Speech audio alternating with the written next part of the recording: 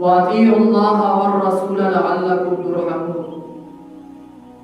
اگر تم چاہتے ہو کہ ہمارے اوپر رحم کیا جائے تو پھر تم اللہ کی اطاعت کرو، اللہ کے رسول کی اطاعت کرو، تو پھر تمہارے اوپر رحم کیا جائے گا، وگرنہ تمہارے اوپر رحم نہیں کیا جائے گا۔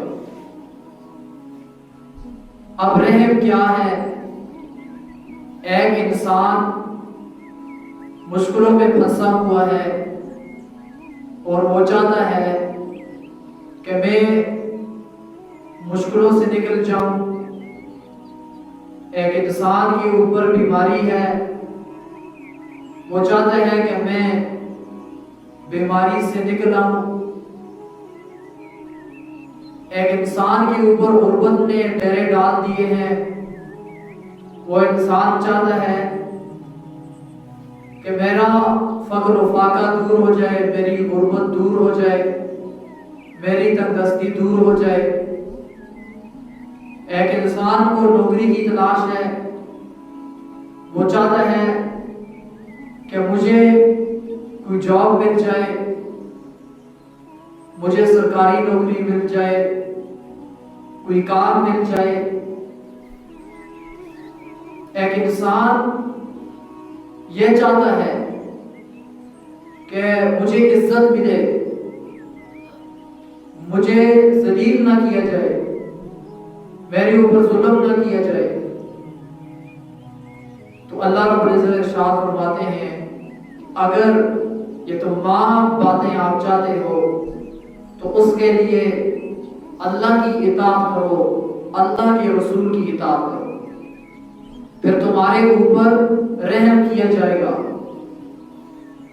اب جہنم سے ایک انسان بچنا چاہتا ہے، آگ سے بچنا چاہتا ہے، سانپ بچھو سے بچنا چاہتا ہے، قبر کے عذاب سے بچنا چاہتا ہے،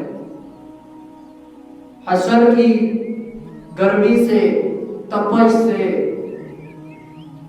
وہ اس لو سے بچنا چاہتا ہے، تو وہ کیا کرے؟ وہ اللہ کی اطاعت کرے، اللہ کے رسول کی اطاعت کرے، اللہ رب العزت اس کے اوپر رحم کریں گے، اللہ رب العزت اس کو عرش کا سایہ عطا فرمائیں گے۔ پولیس رات سے بجلی کی طرح پار ہونا چاہتا ہے کہ میں پولیس رات سے بجلی کی طرح پار ہو جاؤں، میں کٹ کر جہنم میں نہ گروں، تو اس کے لیے یہ ہے کہ اللہ کی اطاعت کر، اللہ کے رسول کی اطاعت کر، تو پولیس رات سے بجلی کی طرح پار کر دیا جائے گا۔ اعمال نامہ دائیں ہاتھ میں ملے، بائیں ہاتھ میں اعمال نامہ نہ ملے، جنت کا سرٹیفکیٹ ملے، جہنم کا نہ ملے، قیامت کی ہولناکیوں سے، ذلت و رسوائیوں سے بچ جاؤں، تو اس کے لیے ایک راستہ ہے، یکتا راستہ ہے، واحد راستہ ہے، احد راستہ ہے۔ وہ کیا راستہ ہے؟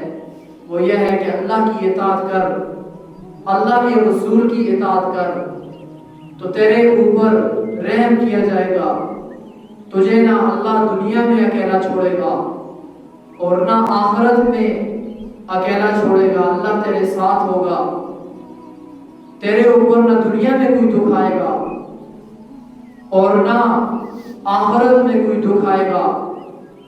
اللہ رب العزت کی مدد، اللہ رب العزت کی مہربانیاں، اللہ رب العزت کی شفقتیں، لاڈ پیار تیرے ساتھ شامل حال ہوگا۔